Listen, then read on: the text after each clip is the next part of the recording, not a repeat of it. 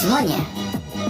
Sebagian dari kalian mungkin pernah mempertanyakan seperti apakah makhluk mitos seperti naga, kraken, putri duyung, dan makhluk-makhluk mitos lainnya. Mereka benar-benar ada di dunia nyata atau tidak? Penelitian terkait keberadaan monster fantasi itu pun kerap dilakukan di dunia. Beberapa orang percaya bahwa mereka nyata dan sebagiannya bersembunyi di dalam bayangan. Berikut ini kita akan membahas 7 makhluk mitos yang ternyata ada di dunia nyata versi YouTube Clan.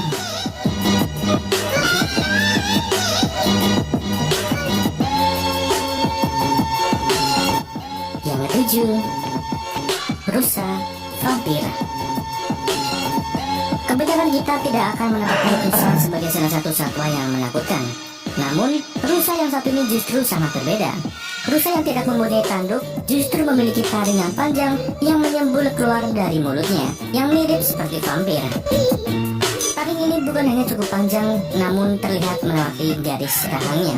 Meski begitu, rusa ini tetaplah rusa, yaitu sapa herbivora.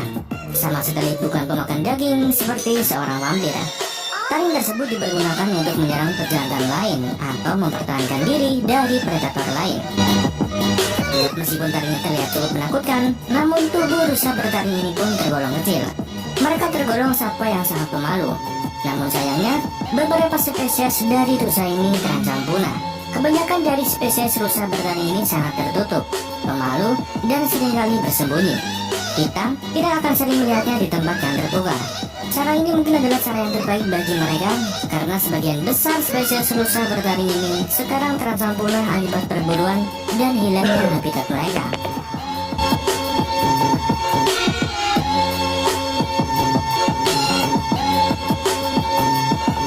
Yang keenam, kraken. Menurut mitologi Skandinavia, kraken adalah makhluk laut raksasa yang mengerikan. Panjangnya bisa mencapai 1 mil. Monster laut dengan belasan tentakel ini hidup di dasar samudra.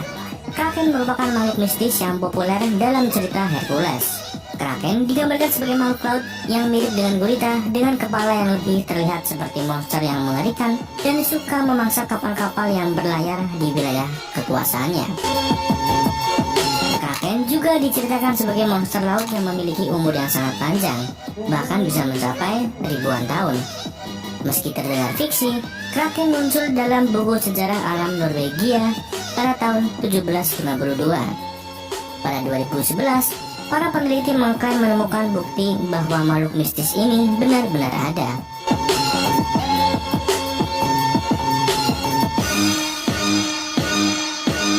Yang kelima, hobbits. Menurut Life Science pada tahun 2003, sekelompok arkeolog yang melakukan penggalian gua batu kapur di Pulau Flores, Indonesia, berhasil menemukan kerangka setinggi 3 kaki dengan tengkorak sepertiga ukuran manusia normal yang mirip dengan seorang hobbit.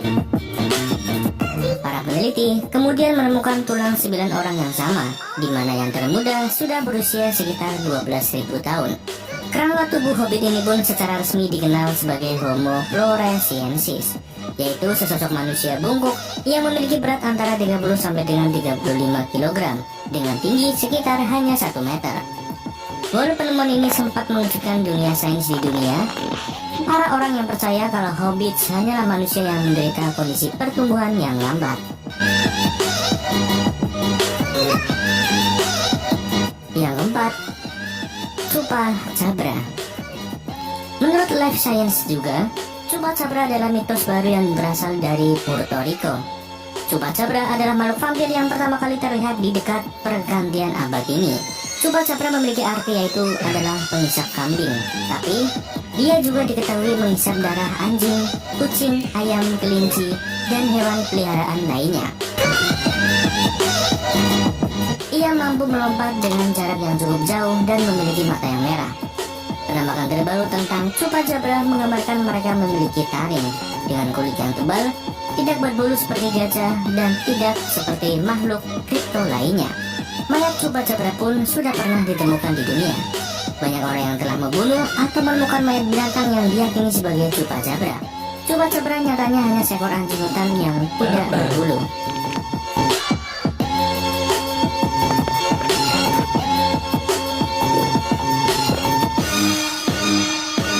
Yang ketiga, bunyi.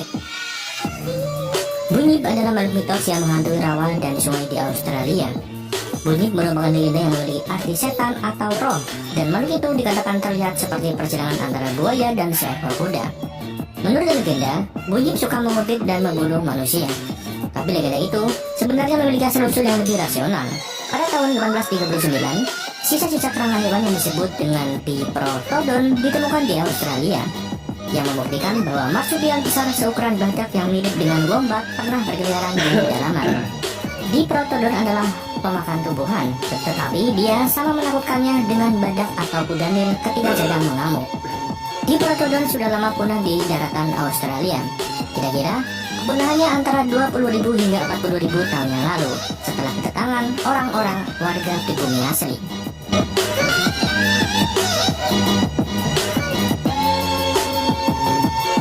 Yang kedua, naga.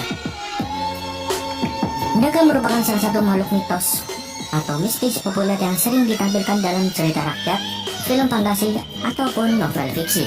Makhluk itu digambarkan sebagai sosok bertubuh besar, memiliki sayap, ada juga tanpa sayap, dan dapat menyemburkan api.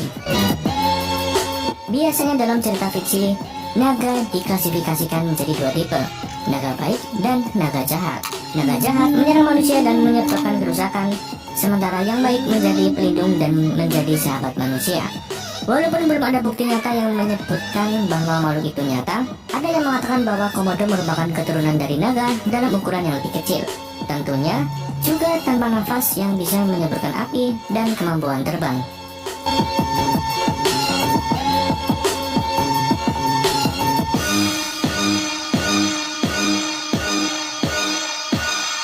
Yang pertama, werewolf.